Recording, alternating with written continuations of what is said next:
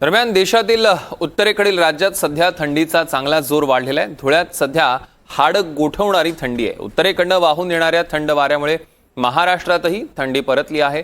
हवामान विभागाच्या वतीनं पावसाची देखील शक्यता वर्तवण्यात आली आहे। त्यामुळे शेतकऱ्यांनी आपल्या पिकांची आणि पशुधनाची काळजी घेण्याचं आवाहन हवामान विभागाच्या वतीनं करण्यात आलं आहे। याच परिस्थितीचा आढावा घेतलाय आमचे प्रतिनिधी नागिंद मोरे यांनी।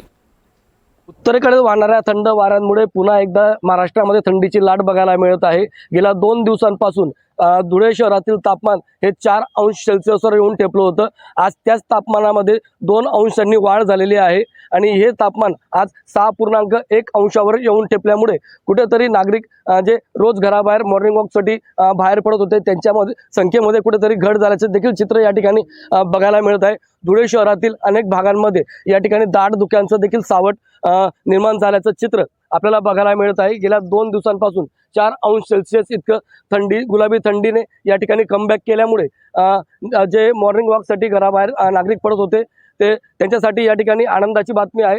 तसंच हवामान विभागाच्या वतीनं येत्या 2 दिवसांमध्ये उत्तर महाराष्ट्रातील काही जिल्ह्यांमध्ये तुरळक आणि रिमझिम पाऊस होण्याची शक्यता वर्तवण्यात आलेली होती आणि येत्या 10 जानेवारी ते 11 जानेवारी दरम्यान उत्तर महाराष्ट्रातील काही जिल्ह्यांमध्ये पाऊस होणार असल्याची शक्यता हवामान विभागाच्या वतीने आता वर्तवण्यात आलेली आहे।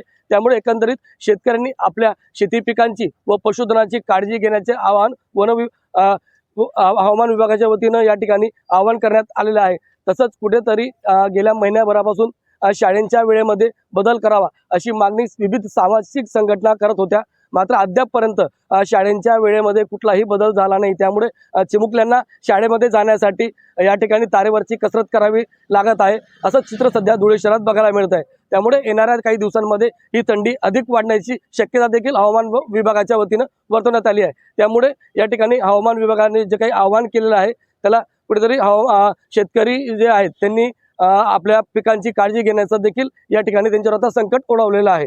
NDTV मराठीसाठी नागिंद मोरे, धुळे।